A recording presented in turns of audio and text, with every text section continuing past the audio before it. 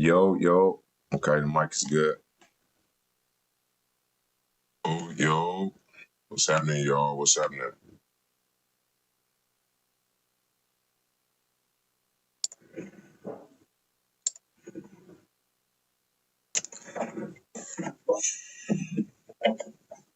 Yo, yo. Okay.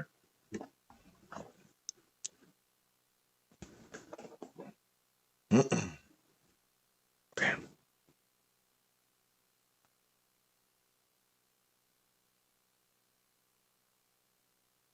All right, y'all. We about to get started. Let me just send this out on Instagrams. Copy link, story, link.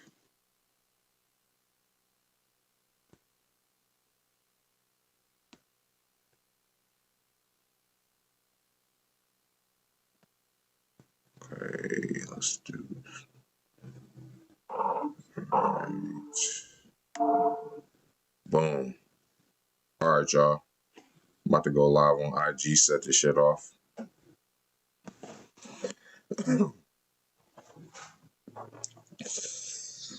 Yo, yo, what's happening? What's happening? We going live right now. So listen, y'all, we about to go live right now talking about the Hantavirus. Probably won't be saying the name that much just so I don't flag anything, but we're going to be doing it on YouTube. Yo, yo, yo, what's going on, y'all? Hey, listen, go into my stories right now. We talking about the Hantavirus. I'm going live on YouTube. Go to my stories, click the link so that y'all can see the whole live stream I'm about to start. Happy Mother's Day to all the women, all the mothers. Make sure y'all jump in on this live. I'm gonna stream it from here, but we about to get straight into it. Let me click link and story. Okay, I'm about to pin that and we about to get started, y'all. All right, let's go. All right, so first we about to start off. Go over to my live if y'all want to see the full in-depth stream. Okay, so first of all, I want y'all to see this. This is the first video we talking about the Hantavirus. Are you familiar with Hantavirus, Agent Mulder? Yeah, it was a deadly virus spread by field mice in the southwestern United States several years ago. According to the newspaper, FEMA was called out to manage an outbreak of the Hantavirus. Are you familiar with what the Federal Emergency Management Agency's real power is? FEMA allows the White House to suspend constitutional government upon declaration of a national emergency. Think about that. What is an agency with such broad sweeping power doing managing a small viral outbreak in suburban Texas? You're saying it wasn't such a small outbreak? No. I'm saying it wasn't the Hantavirus. Well, what was it?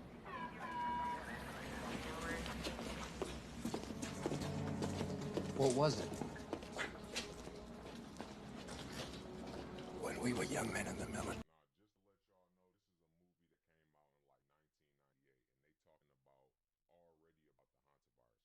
Your father and I were recruited for a project. They told us it was biological warfare or a virus. What killed those men? What killed them, I won't even write about. We have no context for what killed those men, or any appreciation of the scale at which it'll be unleashed in the future. A plague? The plague to end all plagues, Agent Mulder. A silent weapon for a quiet war. The systematic release of an indiscriminate organism for which the men who will bring it on still have no cure. They've been working on this for 50 years.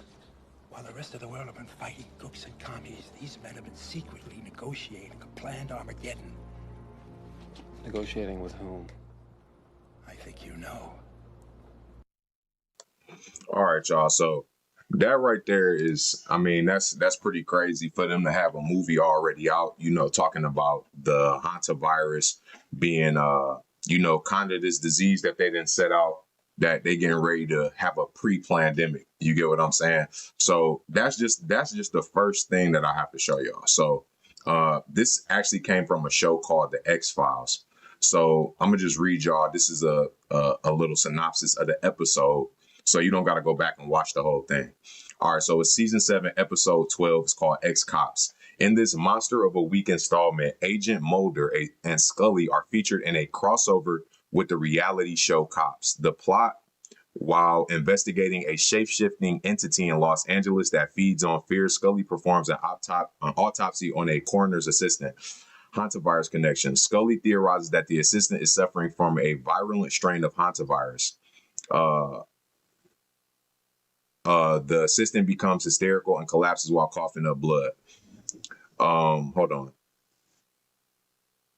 Okay, so FEMA's role. The movie highlights how the Federal Emergency Management Agency uses the hantavirus threat to manage the outbreak and potentially suspend constitutional government. So what does constitutional government mean? Basically, we go into a state of an emergency where basically your constitutional rights have been relinquished. So they use these type of situations, such as a pandemic or a state of an emergency, to put you in a state of emergency to where you can't have your constitutional rights. You are under a state of emergency. We're now operating fully under this military law.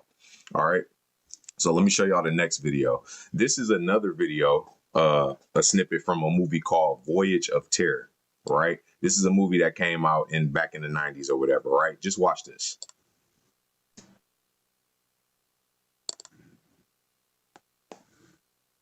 It was the perfect holiday, a chance for a mother and daughter to get reacquainted. This is like the first time since I was a little girl that you and I have done anything together that lasted for more than an hour. Aboard a majestic luxury liner, until it began, undetected. Oh, an early flu, probably. Nothing to worry about. It spread. Come on, I need help. It is about to become. All right, so look, we the hantavirus, y'all already know. I'm gonna eventually get into the situation that actually happened, but y'all already see this video is showing, people catching the virus and sneezing and stuff like that. What's wrong with you? Get away from me! An indiscriminate killer. I mean, the visuals of my head. This is not an epidemic. Do something. Why don't you do something? Madam, I'm Dr. Tover. Is there something I can do to help you? Until it was too late. I don't feel very good. Now they have all been exposed to an outbreak This is Dr. Ellisy of the Center for Disease Control. that has become an epidemic. We have an emergency on the Orion Star. A virus has turned this into a death. And I'm gonna just pause it every few minutes so I don't get flagged on YouTube or nothing like that, y'all.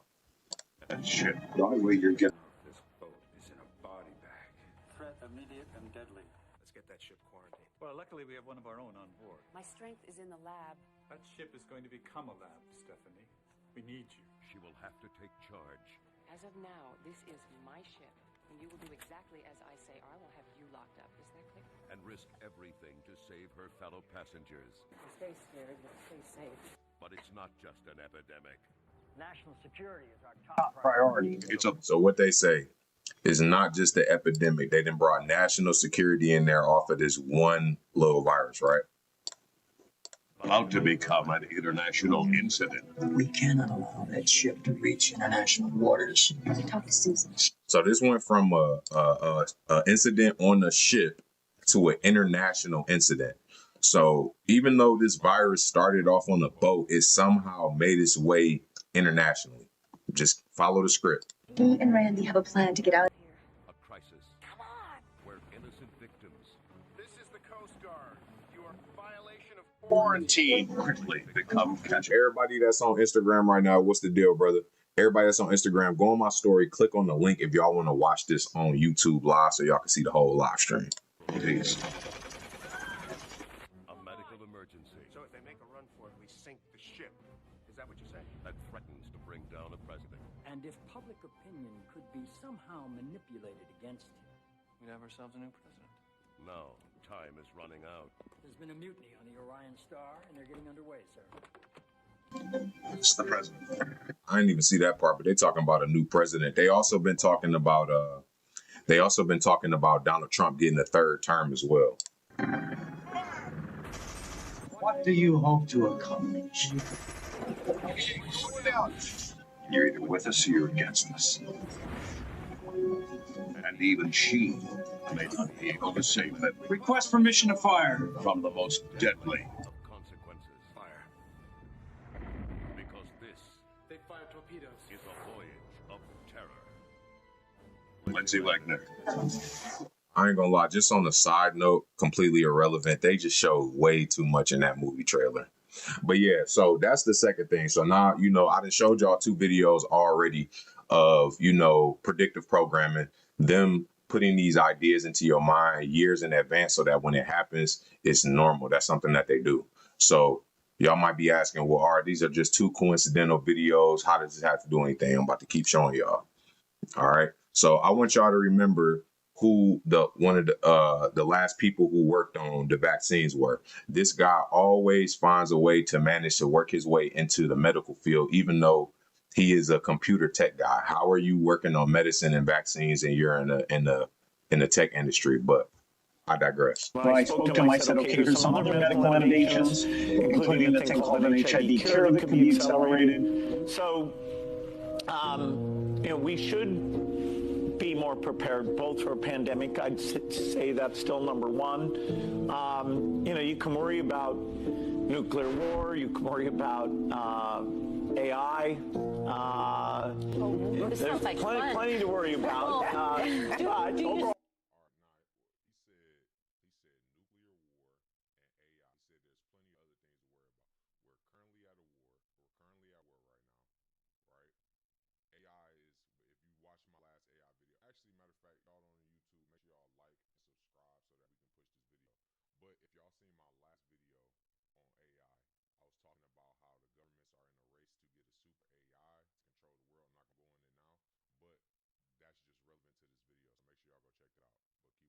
I'm an optimist. Okay. No, I mean, it's up to the government to think ahead on behalf of the citizens. My fault, I got to say that again. But I had my mic muted. He mentioned nuclear war and AI potentially being even greater threats. And we're currently in a war right now, right? And in my last video, like I said, they talked about AI becoming super AI and taking over the world. All the governments are in a race to get to super AI so that they can accelerate technology and whatnot and control. Yeah, so pandemic, there's a lot that we should be doing that hopefully we'll get our act together before the next one comes. Overall, the innovation in health, both. Hopefully we get our shit together before the next one comes. In the developing countries, I love being part of that. I was reading, though, that you said the next pandemic you are predicting within maybe 25 years. Is certainly accurate? We'll have one in the next 25 years. There's even some pathogens out there that we're watching over right now. Man, do y'all hear what this man is saying? You feel me? We'll definitely have one within the next 25 years. There's actually some out right now. And the whole time he talking about it, he just got like this weird smirk on his face. You feel me? So just be mindful how this guy talks. All right. Now, this is another video of Bill Gates talking about population control. Listen to what he said. This equation has 4 factors, a little bit of multiplication. So you've got a thing on the left, CO2, that you want to get to 0. And that's going to be based on the number of people, the services each person's using on average, the energy on average for each service, and the CO2 being put out per unit of energy. So let's look at each one of these and see how we can get this down to 0. Probably one of these numbers is going to have to get pretty near to 0. That's back from high school algebra, but let's take a look. First, we've got population. The world today has 6.8 billion people. That's headed up to about 9 billion. Now, if we do a really great job on new vaccines, healthcare, reproductive health services, we could lower that by perhaps 10 or 15%. But there we see an increase. Now, he's talking about carbon emissions, right? He's doing the TED Talk talking about carbon emissions. He's saying these are the things that cause that, and we need to reduce carbon emissions. The first thing is population. He said that if we do a really good job at vaccines and healthcare, we can reduce that by 15%. He just blatantly told you that he wants to reduce the population. But this is something that they do because they have to let us know what they're going to do before they do it. And this is how stupid that they think the people are, is that they'll say these type of things and you'll change it up in your mind that no, that's not actually what he said, or no, he couldn't have possibly meant that. But no, this nigga just told you pretty much in your face that he through vaccines and healthcare, they want to reduce the population. And this is not far-fetched when you think about a medical industry who has done nothing but produce medicine to help with symptoms and haven't cured anything. So just listen to this again. People, that's headed up to about 9 billion. Now, if we do a really great job on new vaccines, healthcare, reproductive health services, we could lower that by perhaps 10 or 15%. But there we see an increase of about 1.3. That's crazy. All right. And y'all understand I'm slowly breaking y'all into this. So just know this is okay. Remember this video. This was during COVID. I want y'all to remember and refresh y'all minds of all of the crazy shit that was going on, because it's real easy to forget. You know what I'm saying? But I'm about to refresh y'all minds so y'all can see exactly how stupid they thought you were. See? I got vaccinated. You're saying I could get this? Eat delicious fries? Wait a minute. But there's also a burger element to this? Let me check with Bill Neathart. Is it too early in the day to eat a burger? No. This could be breakfast? Okay.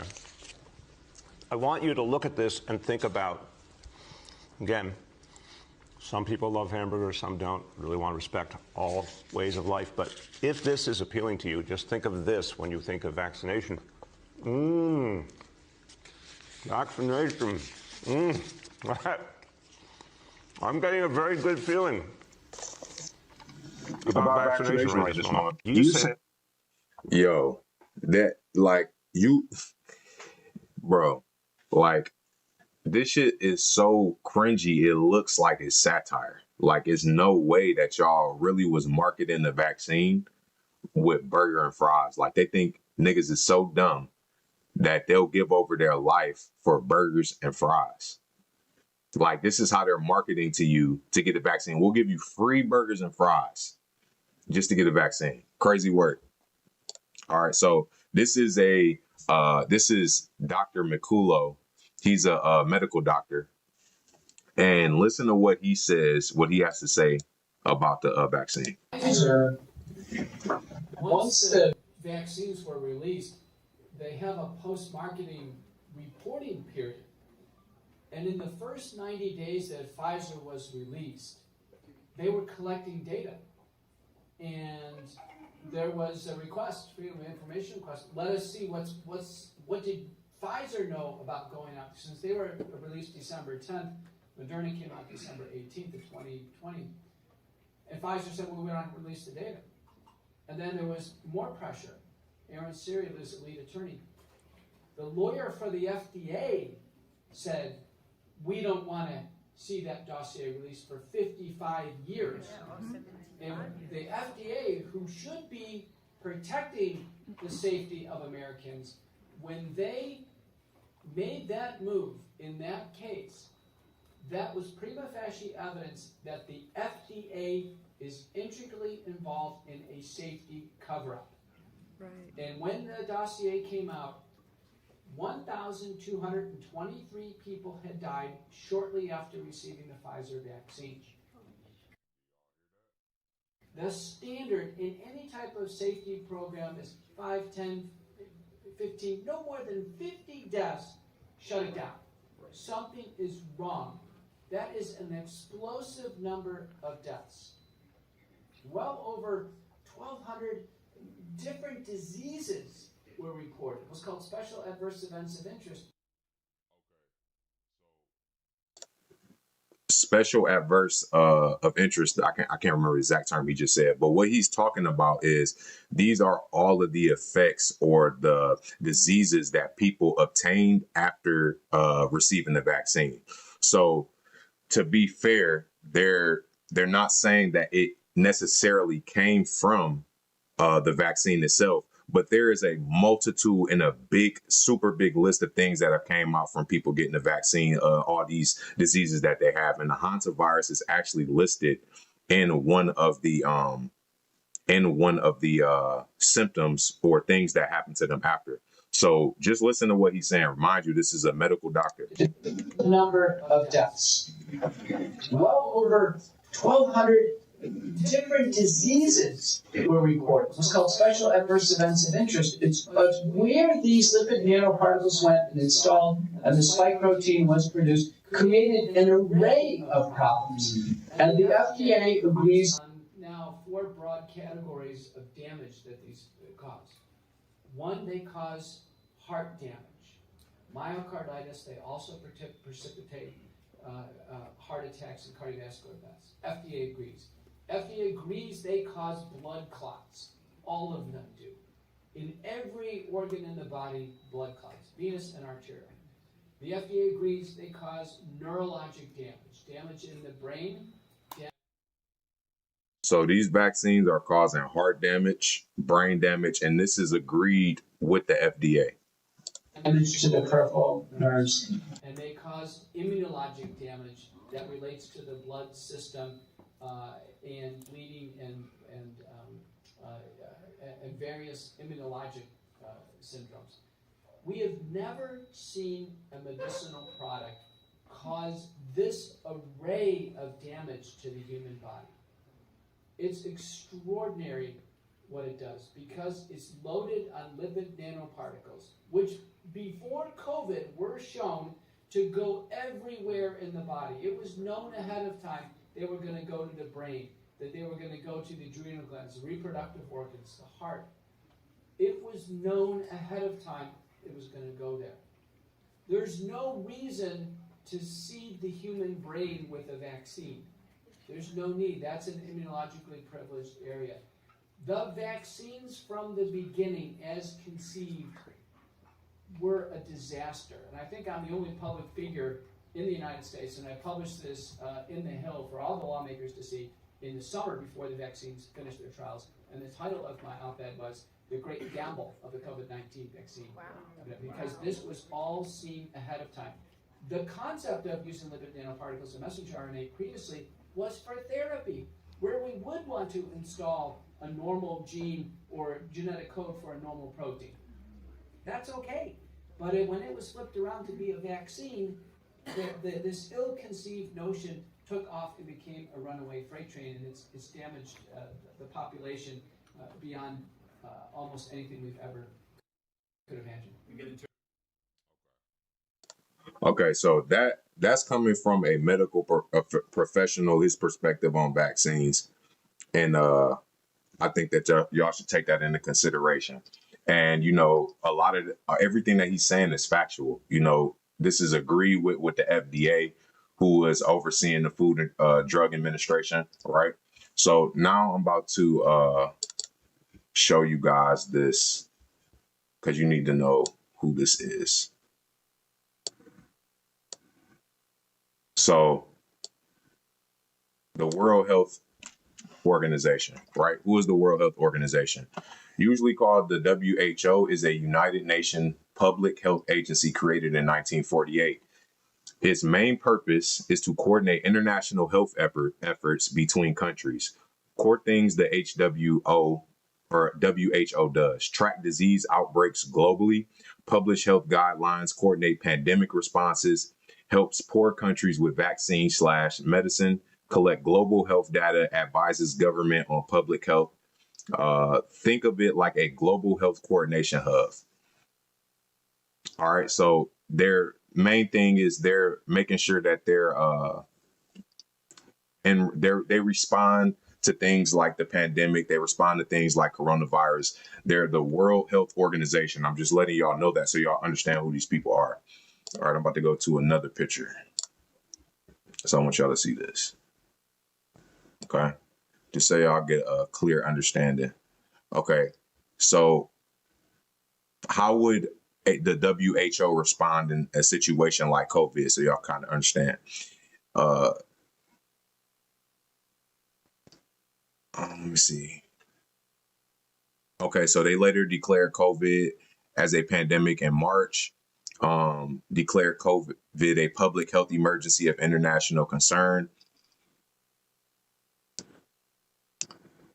I think I actually missed a screenshot, but I just kind of wanted y'all to get an understanding of what the WHO do. But overall, basically all you need to know is that they're a big organization. They're connected to all the countries in the world, and they deal with big things like COVID and other things like that. All right. So let me go to the next video.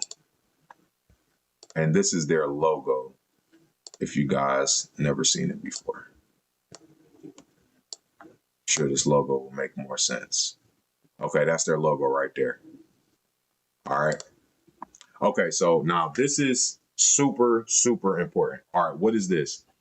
This is something that happened in the past called Event 201, right? This was, okay, I'm gonna just go ahead and read it. The Johns Hopkins Center for Health Security, in partnership with the World Economic Forum and Bill and Melinda Gates Foundation, hosted Event 201, a high-level pandemic exercise on October 18th, 2019 in New York, New York. The exercise illustrated areas where public-private partnerships will be necessary during the response to a severe pandemic in order to diminish large-scale economic and societal consequences. Right? So they go on to explain exactly what they did and whatnot. Right? Mind you, we got the World Economic Forum. That's actually who I wanted to put you guys hip to, but they're another big world organization like the WHO.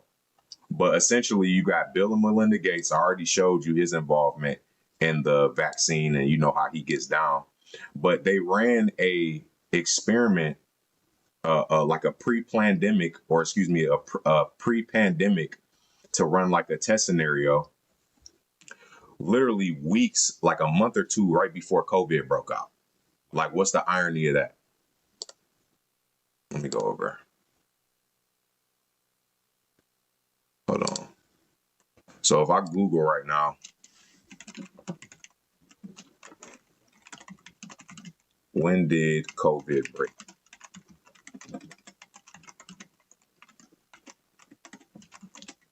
All right. So COVID began in December 2019 with an outbreak of pneumonia cases in Wuhan, China, right? The WHO was notified of these cases on December 31st, 2019, right? But right before that, the World Economic Forum, Bill and Melinda Gates Foundation, hosted a high-level pandemic exercise 2 months before that, right? Nah, tell me that's not a fucking coincidence. All right? That is not a coincidence. Okay, hold on, let me go back to my notes because this shit gets even crazier. I ain't even showed y'all shit yet. COVID practice room. Let me show y'all this picture.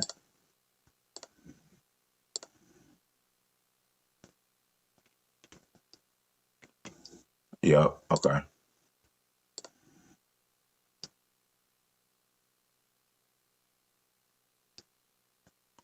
When did this happen? Okay. Excuse me, I'm just making sure I got the right picture up. Okay, so now we can talk about when did all this happen, right? So let me bring this picture over here to y'all.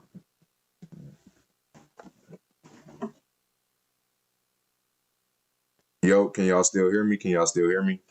Okay, so when did this all happen, right? The Hantavirus outbreak. This is how it started. Okay, April 1st, it started down here. I believe this is Argentina. MV Handius departs Ushuaia, Argentina, right? April 6th, first passenger, a 70-year-old man, falls ill. April 11th, passenger dies on board the ship. April 24th, body is removed from ship at St. Helena. Passenger's 69-year-old wife leaves and flies to South Africa, where she dies April 26th. Test results May 4th on her are positive for Hantavirus. More than 24 other passengers leave the ship. April 27th, second ill passenger is evacuated to South Africa. Test results May 2nd are positive for Hantavirus. May 2nd, a German woman who showed symptoms April 28th dies on board ship. May 3rd, the ship arrives in Cape Verde, WHO says it is reacting to a suspected hantavirus outbreak on the ship, which now has 3 other people who are ill. On May 6th, it departs en route to the Canary Islands. May 7th, the ship departs, I think it's Cape Verde, en route to the Canary Islands. All right, so that's just like a little timeline for y'all to keep up with on, what's been going on. So it started April 1st, and we're on May 7th as far as the update. Okay, on the 2nd of May 2026, a cluster of passengers with severe respiratory illness aboard a cruise ship was reported to the World Health Organization. At that time, according to the ship operator, 147 passengers and crew were on board, and 34 passengers and crew had previously disembarked.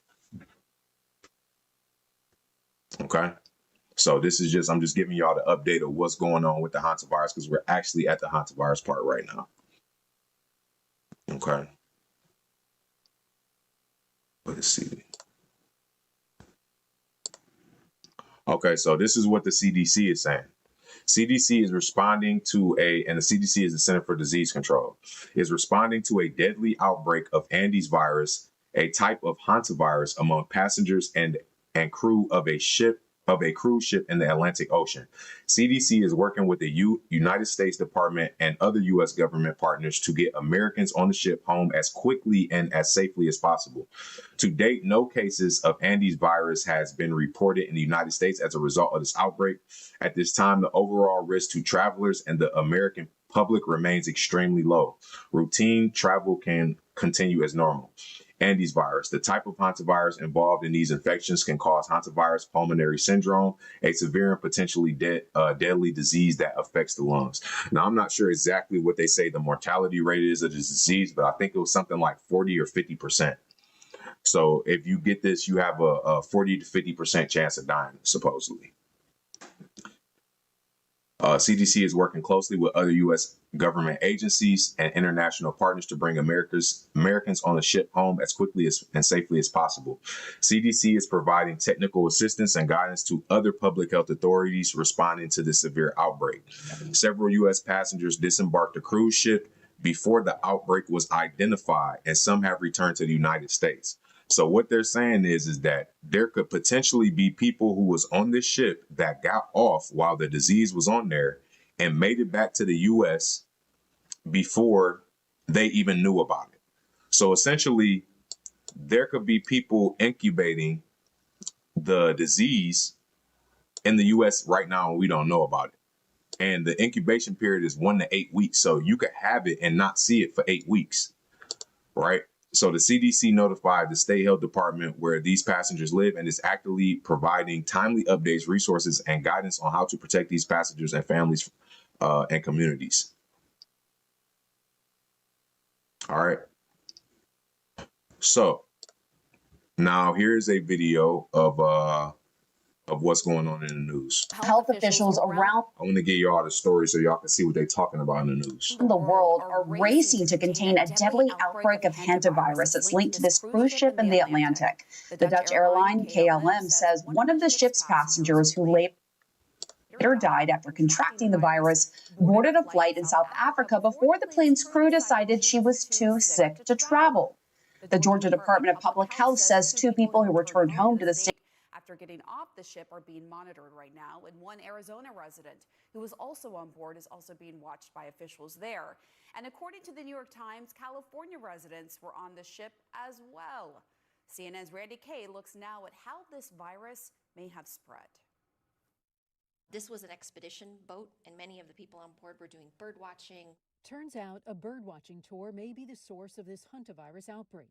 According to the Associated Press, 2 Argentine officials investigating how this started said their government. So they're saying that the hantavirus was contracted. They were on this cruise ship. It was this big 33-day cruise ship.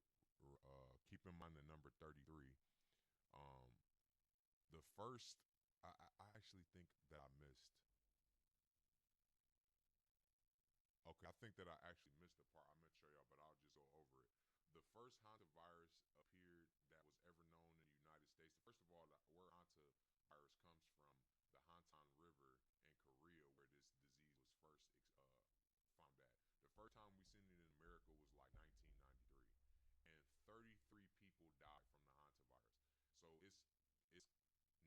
coincidence that on this ship, the second time we see the hantavirus on a big scale like this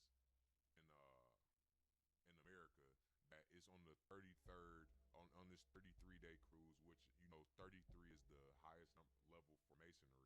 So you got 33 for masonry, you got 33 for the cruise, and then you got 33 people died when the hantavirus first appeared in 1993. Just keep that in mind. And is leaning toward the idea that a Dutch couple contracted the. Hold on, my bad, y'all. I had my mic muted. I'm so sorry. I gotta repeat that.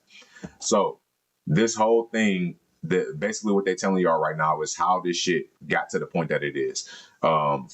Pretty much these people contracted this disease from going bird watching or whatever. Now, mind you, the Hantavirus, the name comes from the Hantan River in Korea. This is where it was first found at. And then the first time that we ever seen it was in California, and it was in 1993. 33 people died from the Hantavirus or the Hantavirus, right? And this cruise is called it's a 33-day cruise. It's supposed to be like some type of anniversary. So that number 33 is very important because when we look at masonry and we look at the highest level you can be as a mason, it's 33.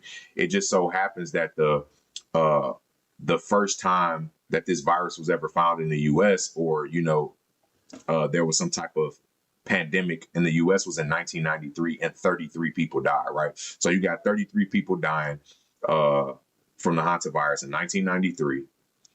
Then on the 33-day cruise, we see now is the next pandemic for the Hantavirus. And then you got masonry, which is the 33rd degree.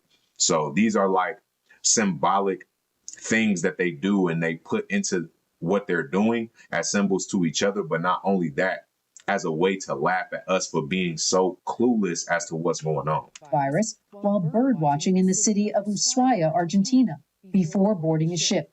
The AP reports the couple visited a landfill during the tour and may have been exposed to infected rodents. That 70-year-old Dutch man was the first to die on the ship, days after they left port in Argentina. His 69-year-old wife died about 2 weeks later. The rest of the people on board, including nearly 150 passengers, are now on a 3 to 4 day journey from Cape Verde to Tenerife in the Canary Islands. Spain has agreed to receive the ship there. Okay, so something else that I want to say is that if y'all figured out that there was something as deadly as the Hantavirus on this cruise ship, why have y'all not quarantined this boat in the middle of the ocean until further notice?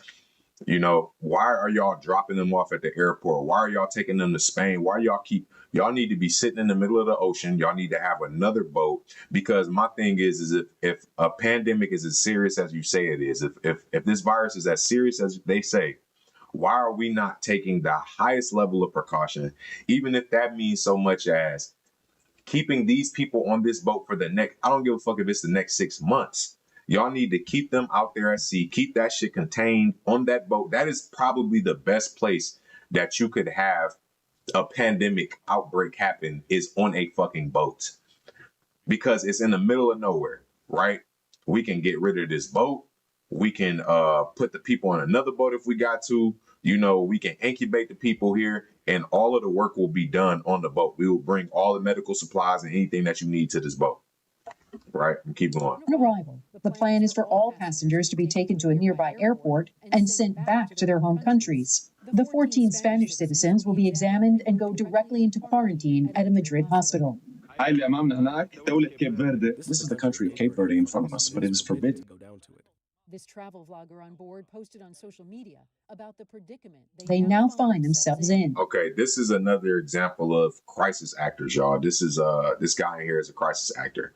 I'm gonna show y'all why I say that later on. It's a lot of information on this guy, but just look at how corny his performance is. You go on his Instagram, he just happens to be a travel vlogger. His whole page is just him traveling, right? Just keep watching. Today was supposed to be the last day of our 35-day trip on the Atlantic, but it is clear that our journey will not end here because Cape Verde refused to receive us on its coast. Earlier today, this medical evacuation boat removed 3 sick people from the ship. On their way to the Netherlands, a source from Spain's health ministry told CNN that Morocco refused to let the plane carrying 2 of the evacuees land to refuel. Instead, it made an unscheduled landing at Gran Canaria Airport to do so. People are usually infected through contact with infected rodents, or their urine, their droppings, or their saliva. Human-to-human transmission is uncommon. Yet in this case, the World Health Organization believes the virus may have been transmitted person to person on board. And just today, following lab tests, confirmed this is the Andes strain of the virus, which has spread among close contacts before. We're also working with authorities for anyone that has left the ship. In fact, the Swiss Federal Office of Public Health has confirmed that a passenger who traveled on the first leg of the voyage and disembarked at St. Helena on April 24th has now tested positive for hantavirus. That passenger, according to the cruise company, is being treated at a hospital in Zurich. His wife, who was with him, has not shown symptoms but is self-isolating as a precaution. So they're already letting you know that at least one passenger escaped this voyage. Randy Kay, CNN, New York.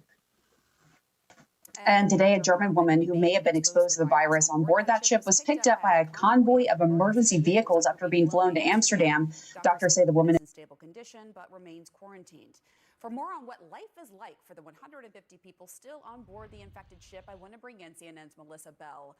Wow, I mean, personally, this would be my worst nightmare, to be on this ship, knowing what's going on with this virus that can incubate for up to 8 weeks, right, Melissa?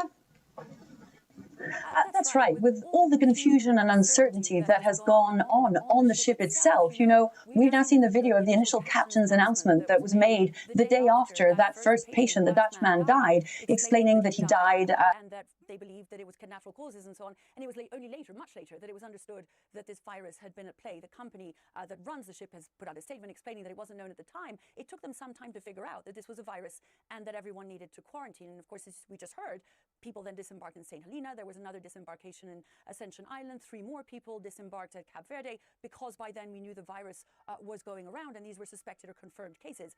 For those still on board, what we understand is happening, Pamela, is that they're being quarantined in their own rooms. They're staying inside their cabins. Their food is being brought to them there, and all the precautions are being taken. Now, another thing to mention is the only person from that boat out of 150 passengers, the only person on that boat who posted something about what was going on that boat was that travel vlogger. Now, y'all know that if something like that is going on online about the hantavirus, a hantavirus outbreak, somebody died from a virus, we're all being quarantined, everybody on that fucking boat is going to be posting something about what's going on. Why is it just this one guy who's posting? Keep watching. So that there are no further infections or transmissions of this Andes strain of hantavirus. Now, at least they have a port in sight, and this had been unclear for some time, really until yesterday. We didn't know what port would accept taking in this ship and dealing then with what will be a very complicated operation to get these 147 passengers off, all the crew members off as well, to quarantine them and to successfully take them to where they need to go. You showed a moment ago that convoy in Germany. That is just one passenger suspected, confirmed, but still one passenger getting from the ship to Amsterdam and onwards to a hospital that can treat them. Imagine that multiplied by the number of people who are going to get off the ship. We've just been hearing, however, from the World Health Organization, and they say that beyond the 5 confirmed cases, 2 people in Georgia, 1 in Arizona being monitored after returning home from ship, not currently showing symptoms. Healthcare officials also do. So my thing is if y'all know this person was potentially in contact with somebody who caught the hantavirus, and y'all know that it's spreading from person to person, why is this person not quarantined? Right? We got people in Georgia and Arizona, right? and the 3 people who sadly died, there has 2 big sectors of the world where a lot of people travel through, mostly, especially Georgia. Been no further identified transmission on board. So that is the good news. But again, this is a strain of the virus that has an incubation period of 8 weeks, which substantially complicates things for anyone who's been in contact with either people who've left or for those who are still on the ship or will be in contact with them when they get off. Off the coast of West Africa, a cruise ship under quarantine. 3 more passengers medically evacuated, all tied to a deadly outbreak of hantavirus, a rare, typically rodent-borne disease with no specific treatment or cure.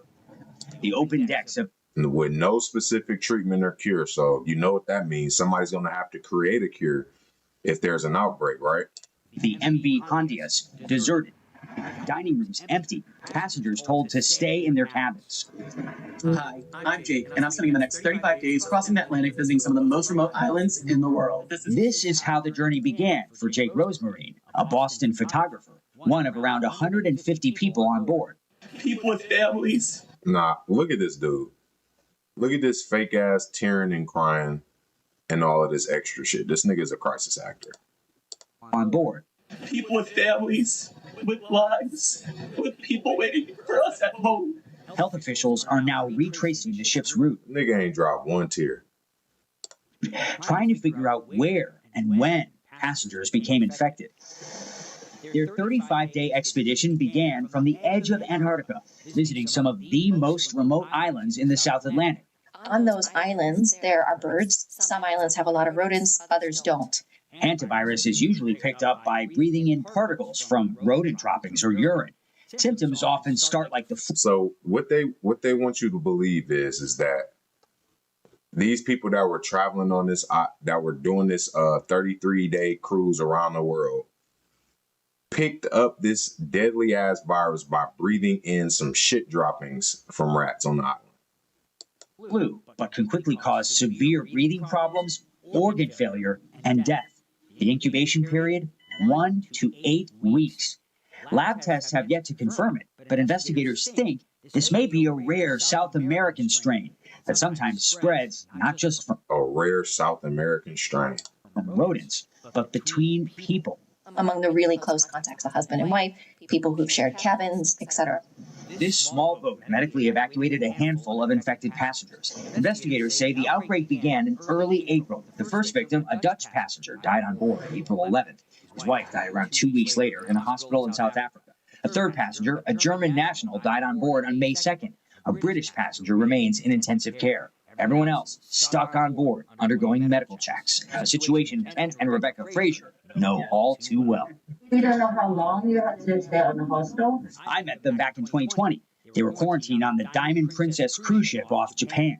What's the hardest part? I'd say the unknown. Rebecca, one of the first Americans. Okay, the rest of that is just some hearsay. It's just the old people from the coronavirus that were on the ship. Yeah, whatever. Okay, so that's the story that they rolling with right now. All right, so we're gonna tie all of this together. All right, so okay, I want y'all to know that this company called GAVI, they work on vaccines and stuff like that. They either work with the World Health Organization or the WHO, right? So this was posted, you see right here, in May 2021 of May 10th of 2021, right? It says the next pandemic, Hantavirus, right? Remember Event 201, where Bill Gates and them did a pre-pandemic, they did a pandemic, we talked about it earlier, where they had a whole pandemic exercise a month or two before this happened, right? Here they go predicting hantavirus. Spread from rodents to humans. Old and new world hantavirus has become endemic in many continents, but are sporadic cases of person-to-person transmission strong enough evidence to fear its pandemic potential, right? Spreads from rodents to humans. Old and new world hantavirus has become, that's the same thing. In April 1993, concerns of a mysterious plague outbreak shook the Native American region bordering Utah, Colorado, Arizona, and New York. It was called Four Corners. That was when the first hantavirus mini pandemic broke out, right, in 93. And this, remember they said Arizona and Georgia. What's the irony that it landed right back in Arizona again? After the mysterious deaths of a young Navajo couple in New Mexico State. I ain't gonna read all of this to y'all. They just go more over it. But mainly what I wanted to show y'all is the fact that this shit was predicted 5 years ago. The next pandemic, hantavirus. Like, what's the odds that the people who are working on vaccines create something like this? right? All right, let's keep it going. Okay, here's the connection between the World Health Organization and GAVI. Remember, I showed y'all who the World Health Organization was earlier. GAVI, the Vaccine Alliance, is a public-private partnership that helps vaccinate half the world's children against some of the world's deadliest diseases. Since its inception in 2000, GAVI has helped to immunize a whole generation, over 822 million children, and prevented more than 14 million deaths, helping to have child mortality in 73 developing countries. All right, so that just show y'all how the weight that this company holds. They vaccinated almost 900 million people, almost 1 billion people. They're responsible for vaccinating half of the world, pretty much. All right. So when they say, hey, the next pandemic might be Hantavirus, I'm probably going to listen to them, and you should too. Okay. All right, next. What is this? Okay, check this out. This was on September 14th, 2024. Okay. Korea University and Moderna collaborate to develop mRNA-based hantavirus vaccines. In July, the Vaccine Innovation Center at Korea University College of Medicine announced entering into a collaboration with Cambridge, Massachusetts-based pharmaceutical and biotechnology company Moderna to develop an mRNA-based hantavirus vaccine. Although a hantavirus vaccine developed by Professor Ho Wang Lee's team at Korea University has been in use since its approval in 1990, the designation of hantavirus as a potential disease X pathogen by the World Health Organization underscores the need for a new vaccine effective against a broader range of hantavirus strains. Are y'all hearing what, like, bro, if you don't get it from this, you're not going to get it. 2 years ago, Korea University and Moderna collaborate to develop mRNA-based hantavirus vaccines. What's the odds that y'all doing this 2 years before it happened? They don't even have enough respect to do this shit 6-7 years ago. So it's at least questionable. This shit, they did this they just running on, you feel me? They just going off the cuff. They not even taking time. They just coming up with shit at this point. They don't care if you know or not. They putting it out here. You know, we already have a vaccine that's approved. They said it since 1990. Why all of a sudden 2 years before this shit happened, y'all all of a sudden want to come out with a vaccine? Okay, let's keep it moving. Let's keep it moving. Okay. Here's another article from the WHO, right? Remember the World Health Organization? Practicing today for tomorrow's emergencies. WHO convenes countries. Now remember, this is on April 27th, 2026. Now remember, the hantavirus broke out when? When did the first hantavirus break out? Let's see.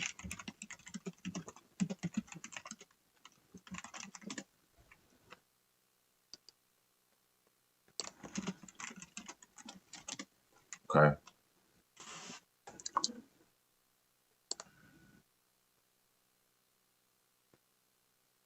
Okay, so the hantavirus outbreak linked to the cruise ship MV Hantavirus began in early April 2026, with the first case developing symptoms on April 6, 2026. The World Health Organization was notified on May 2nd, right? So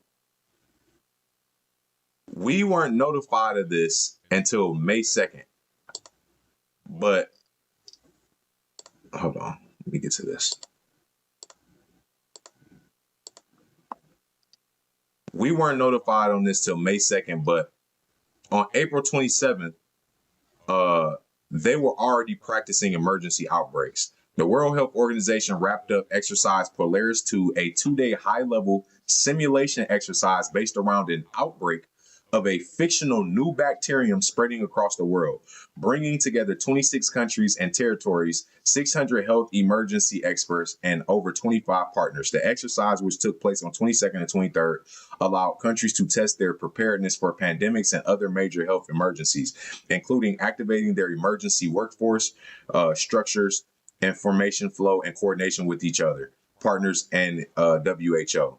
Building on the success of Polaris 1 held in April 2025, which centered on a fictional virus, each participating country activated its emergency coordination structure and worked under real-life conditions to share information, align policies, and surge their workforce.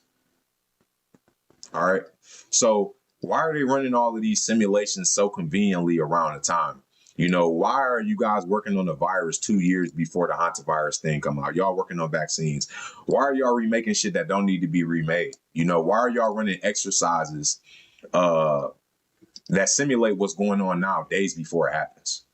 That's fishy to me. That's fishy to me. Let's keep it moving. All right.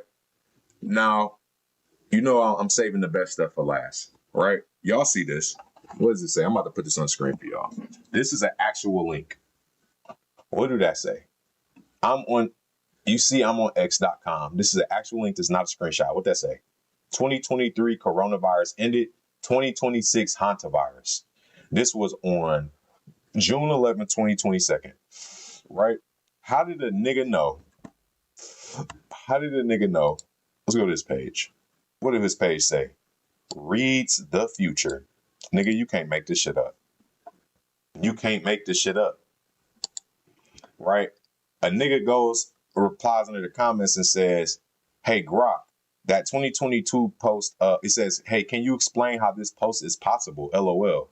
That 2022 post, this is what Grok responded to AI. That 2022 post nailed the timing. 2023 Corona ended, 2026 Hantavirus. Right now in May 2026, yada, yada, yada.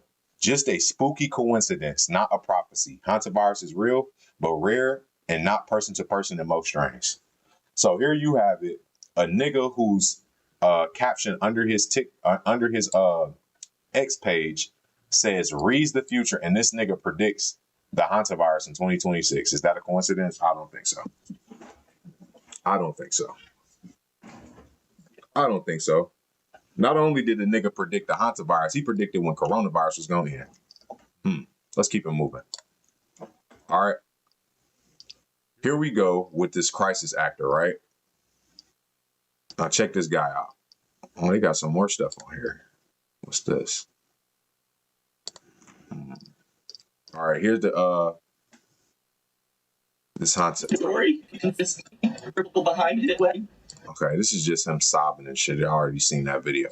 But okay, Jake Rosmarin was certainly handpicked for this role. This was somebody posted on X. It says Jake Rosmarin was certainly handpicked for this role on Honduras Hanta Crybaby. His husband, Alex Sestaria, is a lawyer in Boston and deals with Blackstone, right? So the dude, this crisis actor right here, okay, his husband is a lawyer for Blackstone. Let me show y'all who Blackstone is.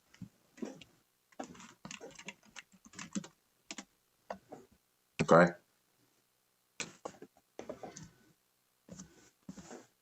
Hold on. Okay. So Blackstone is the world's largest alternative asset manager, overseeing approximately 1.3 trillion in assets under management. As of May 2026, the firm specializes in private equity, real estate, credit, infrastructure, serving large institution clients and individual investors. So the man, this crisis actor is a lawyer for the largest asset manager, overseeing people's money, right? How strange is that? Okay, because all these people are connected. They got to have people that they can trust executing this stuff, right? His sister, Rachel Rosemarin, works at Haggerty Consulting. Who is Haggerty Consulting? Let's go to their website. All right. Haggerty Consulting, building stronger, more resilient communities. We help clients prepare for, respond to, and recover from disasters, fostering resilience and delivering effective grant management at every phase. Right? They're disaster control, you know, popping up in times of shit like pandemics when there's a lot of shit going on. Right? What's the odds that this person is in connection to these people? All right.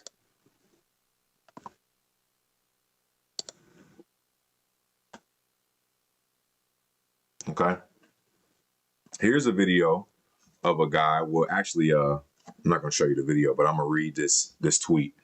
Okay, this was posted on December 11, 2024. What do it say? 323 vials containing deadly viruses go missing from a lab in Australia. Among them, nearly 100 vials containing the Hantavirus transmitted from horses to humans with a 57% fatality rate. 2 vials contain the Hantavirus spread by rodents with a 38% fatality rate, and 223 vials contain the Hantavirus with an almost 100% fatality rate. Right? The most likely cause of the disappearance is thought to be the loss of containers during transfer to a new freezer. The Ministry of Health is conducting an investigation. How the fuck y'all lose nearly 100 vials of deadly ass viruses, taking them from one refrigerator to another? Like, that don't even make sense, bro. Like, that don't even, it just sounds like the beginning of a cheesy, scary movie. All right. And this shit was on December 11th, 2 years before all of this shit happened, right? Okay. So let's go to the next one.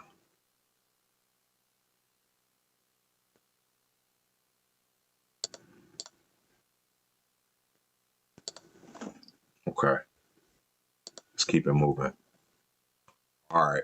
This is another, this is something else I wanted to show y'all. Somebody posted accountability. Heartbreaking and unforgivable. Thousands of our elderly were ripped from hospitals and dumped to nursing homes in March 2020. They never saw their families again. This is what happened under the so-called protective vulnerable policies. So just understand that, you know, when these pandemics, hold on a second.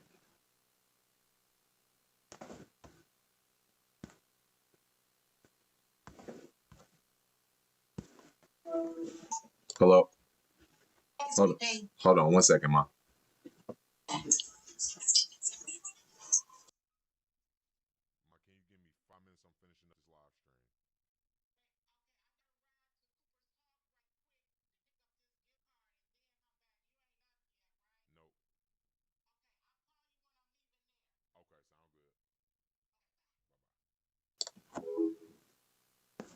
Okay, my bad, y'all. I had a phone call. Let's see. Let's turn my mic back on. Okay. Okay. Where were we? Why is this shit popping up?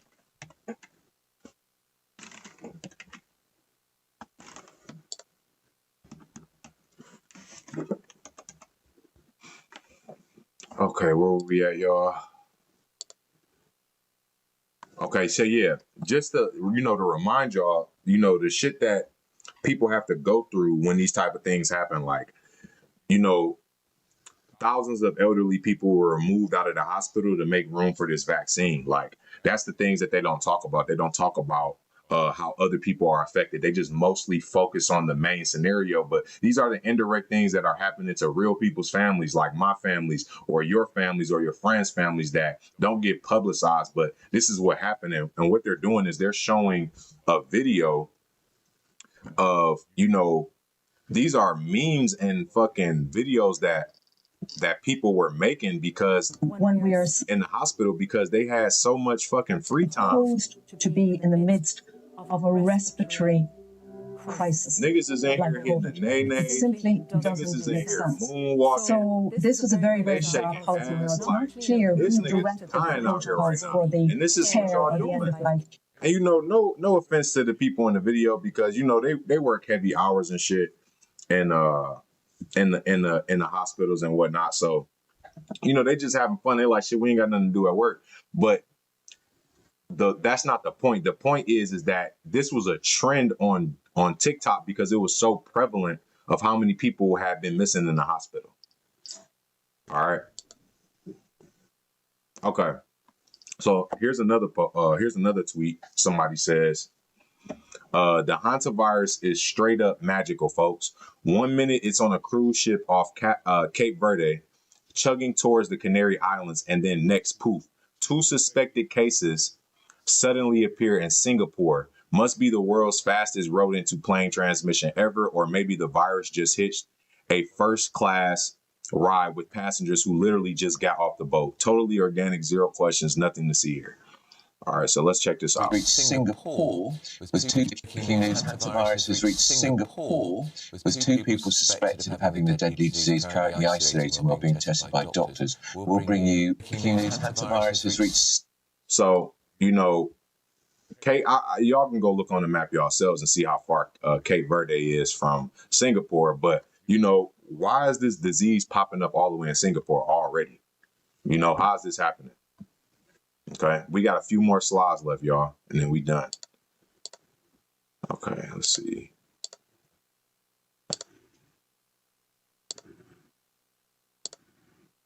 Actually, that might have actually been it. Hold on. Yep, so that was the last thing. So yeah, so it was a few more things that I wanted to just add to this whole thing. And first question is y'all should ask yourself is, first thing I want y'all to know is that I'm not showing this to y'all for y'all to be scared. I'm not showing y'all for y'all to freak out or nothing like that. I'm showing y'all this because I want y'all to be informed on what's going on. I want y'all to be informed on how they will play in your face and how stupid that they actually think y'all are, and that how all of this shit is not far-fetched. You got crisis actors. You got people who are tied to Blackstone. You got them running test trials 2 years before all of this stuff is happening. You know what I'm saying? Like, y'all have to pay attention to what's going on, and you'll see, because they're telling you. I just literally broke it all the way down from the movies that they showed, from a dude literally predicting it happening 4 years before it even happened. You know what I'm saying? Like, we just got to pay attention. But something that you should ask yourself is that if there's only 150 people infected in this, and the risk is low, why are they mentioning it to the public, right? If they keep telling you, oh, it's a low risk of transmission and this and that. If it's a low risk, why are y'all announcing this to the entire United States? Why are y'all making this a global issue? Why are y'all trying to scare the people of a virus that is that the risks are low? That makes no sense. Wouldn't it make more sense to make sure that we keep this whole thing under wraps so that we don't start freaking people out until we figure out if it's actually dangerous or not? Right? Right? And wouldn't it make more sense to keep all of these people on this boat until we fully know that nobody has the disease, that we've waited at least 2 months, because the incubation period is eight weeks. So that means that these people on this boat gotta, just for safe measures, damn, they gotta be on this boat for 3 to 4 months. And yeah, that is inconvenient to the people in their lives. But at the end of the day, fucking pandemic is inconvenient to the entire world. You know what I'm saying? So, what is the purpose of this? Why are they doing this? They want to get more people vaccinated. Whatever they're putting in the vaccines, I have no idea what it is. I know that it has genetic material. I'm assuming that they will be trying to alter your DNA or implement some type of new technology into your body that you aren't aware of, or just to simply want to get rid of you because, like Bill Gates already said in the beginning of the video, he's trying to lower the population, right, through vaccines and through healthcare. That's what he said verbatim out of his mouth. So, that's one of the reasons why they do these things. Because I know a lot of people always ask, well, why would they do this? Another thing is to prevent you from traveling and wanting to go outside. That's exactly what COVID did. It kept people in the house. People are scared to breathe. People are scared to be around each other. People are scared to travel and go outside and see what's going on. That's better for control. If I'm controlling somebody, does it make more sense for me to have them inside, not doing minimal things where I can monitor them over their phone, over their internet, over all of these devices that I have for them, or them out traveling the world, seeing things for themselves, going to communicate with people, networking, talking about these things amongst the people, seeing the world for what it truly is, maybe traveling to some of these places to see if it's actually true or not. But if I can keep you scared enough, to even leave your house, then I'm already halfway there. You get what I'm saying? And, this is all part of a plan to, further push the AI, to keep control, to have a reason to put us under national security. All of these things going on, the war, this race to AI. So, I'm not sure exactly why they're doing it, but I know that it falls within the realms of one of those things, if not all of them. But I just wanted to give y'all, the back, what's behind the curtain. You know what I'm saying? Pay attention. If you look hard enough, you're going to see it. So I'm going to stay on top of this. I'm probably going to stay up on the story and post some more. So make sure y'all go subscribe to my YouTube channel. YouTube, I appreciate y'all, all of y'all that's on YouTube watching right now. Make sure y'all like, subscribe so that we can push this video, get it to the people. Make sure y'all share this live stream. If you want to go see this and watch it from the beginning, go on my stories, click on that. There's a link in my stories. And yeah, y'all just, don't freak out about this shit. Definitely don't take no fucking vaccine. They're trying to get rid of niggas. I'm not gonna tell you what not to do. I'm just say that I wouldn't do it. So, that's it. Just wanted to bring some knowledge to the people. If y'all want to chop it up for a little bit, we can. If y'all got any questions or if y'all want to say anything, I'm down to stand for a few minutes. Somebody said the agenda is out of chaos, come order. That is a fact.